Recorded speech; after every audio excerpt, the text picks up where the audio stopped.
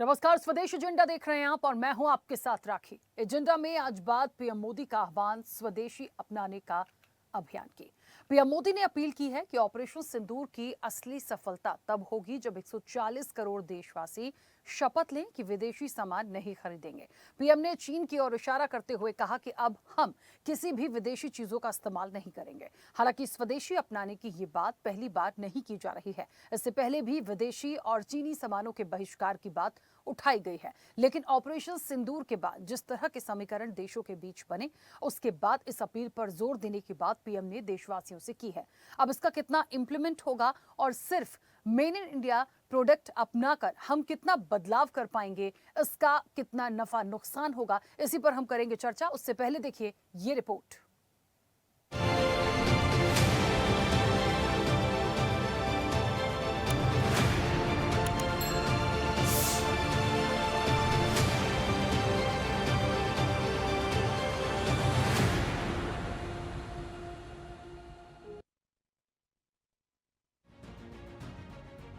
प्रधानमंत्री नरेंद्र मोदी ने देशवासियों से विदेशी सामान न खरीदने की अपील की है।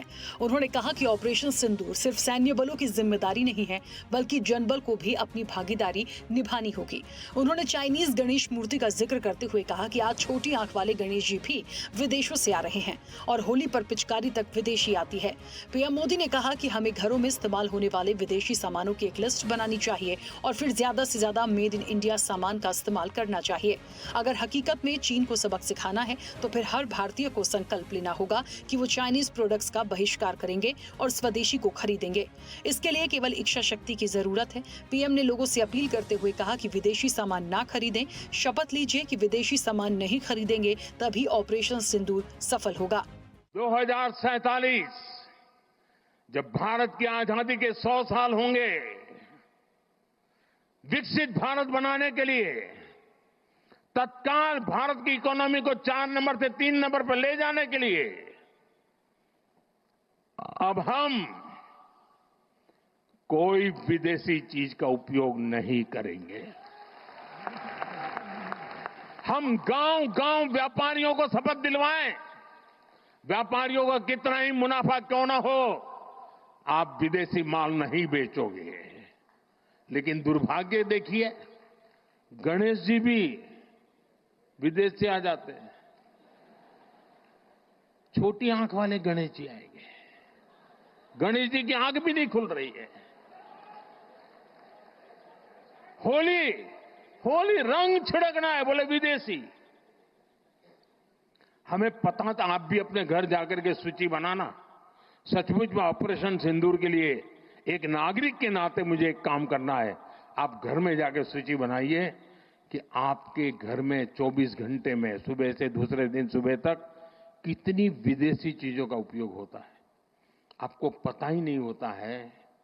आप हेयर पिन भी विदेशी उपयोग कर लेते हैं, कंघा भी विदेशी होता है, दांत में लगाने वाली जो पिन होती है वो भी विदेशी घुस गई है, हमें मालूम तक नहीं है, पता ही नहीं है। दोस्तों, देश को अगर बचाना है, देश को बनाना है, देश को बढ़ाना है, तो ऑपरेशन सिंदूर ये सिर्फ सैनिकों के जिम्मे नहीं है।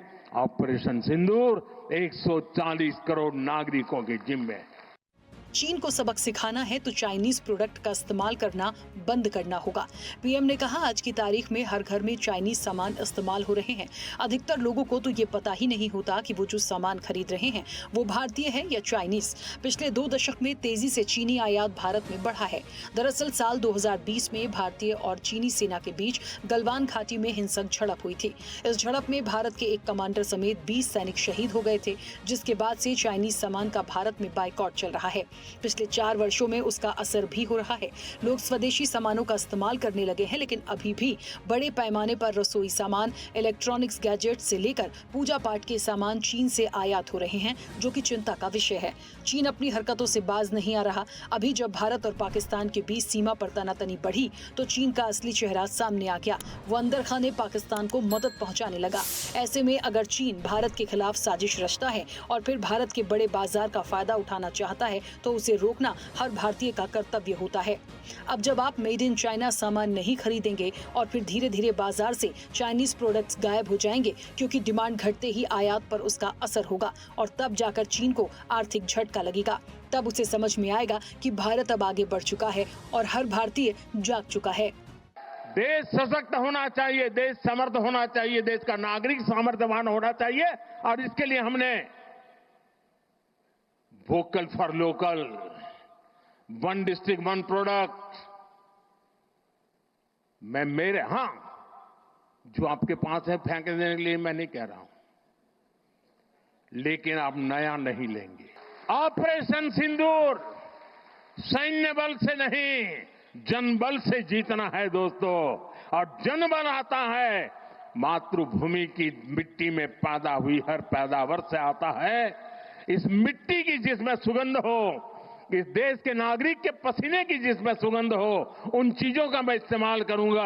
अगर मैं ऑपरेशन सिंदूर को जन जन तक, घर घर तक लेके जाता हूं, आप देखिए हिंदुस्तान को 2047 के पहले विकसित राष्ट्र बना के रहेंगे। के स्वदेशी के आह्वान का सब देशवासियों को इसलिए समर्थन करना चाहिए। देश के प्रधानमंत्री भारत को विकसित राष्ट्र बनाना चाहते हैं। सबसे पहले चीन की वस्तुओं का बहिष्कार करना चाहिए, उसके बाद में अमेरिका की वस्तुओं का बहिष्कार करना चाहिए। और क्या जरूरत है कोका कोला पेप्सी पीने की, बर्गर पिज्जा खाने की, फिजूल की बातें। हमारे वार त्योहार हमारे, और उनमें भी हमारे गणेश जी, हमारे देवी देवता चाइना से बन करके आए, पिचकारियां चाइना से बन करके आए, और तमाम तरह की चीजें हैं। और मैं तो भाई 100% स्वदेशी का उपासक हूँ। मेरे तो वस्त्र भी स्वदेशी हैं, हमारे तो जो है पात्र भी स्वदेशी हैं, कमंडलों में खाते हैं हम लोग।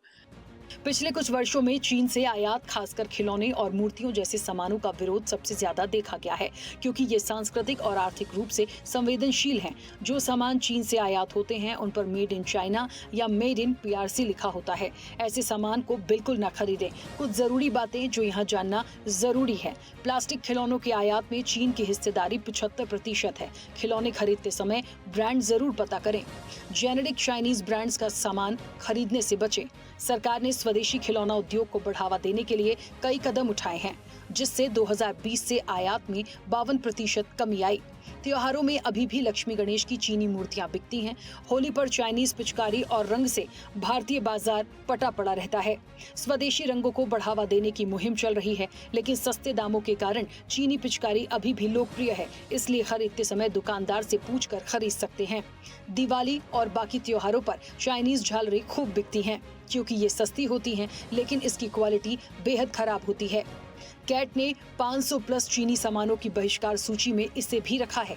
इसके अलावा LED बल्ब और lights, smartphone, power bank, earphone, mobile charger, tempered glass, USB cable, Bluetooth speaker, electric kettle, hair dryer, electric shaver, battery संचालित खिलौने, remote control car, drone, solar cell, electronic display board, memory card, pen drive, sound recorder, CCTV camera, furniture bedsheet, plastic container, nonstick कड़ाही तवा, चीनी मिट्टी के cup plate, सस्ते चश्मे, digital thermometer, BP monitor, badminton racket, football, जूते चप्पल, school bag, छाता, इलेक्ट्रिक मसाजर और हीटिंग पैड जैसी अन्य सामग्री शामिल है। मोदी की अपील पर विपक्ष ने भी प्रतिक्रिया व्यक्त की है। मोदी जी कहां पे रह के क्या बातें कर रहे हैं? इस देश में हर रोज, ये NCRB का डेटा है, 19 लोग रोज आर्थिक तंगी की वजह से आत्महत्या कर रहे हैं। मोदी जी को पता भी है देश के क्या हालात हैं। बड़ी बड़ी बातें करना, लच्छेदार बातें करना, ये इंडिया शाइनिंग है, लेकिन इंडिया शाइन नहीं कर रहा है नीचे, और ये मोदी जी वही गलती कर रहे हैं जो अटल जी ने की। देखिए, प्रधानमंत्री का जो ये भाषण है या उपदेश है, ये घिसा पिटा है। पिछले 11 साल से देश की जनता उनकी इन बातों को सुन रही है। हमारे प्रधानमंत्री इतिहास में तो हमेशा जाते हैं, लेकिन भविष्य की बात नहीं करते हैं, वर्तमान की बात नहीं करते हैं। आज ये 11 साल उनके शासनकाल को हो गया है। 11 साल में उनकी क्या उपलब्धि है, इसको बताने की आवश्यकता है। कुल मिलाकर PM मोदी की स्वदेशी अपनाने की ये अपील कितनी सार्थक होगी और 140 करोड़ भारतीय इसे कितना इम्प्लीमेंट करेंगे, ये देखने वाली बात होगी। चैनल हेड RP श्रीवास्तव के साथ एग्जीक्यूटिव एडिटर राखी वर्मा की रिपोर्ट।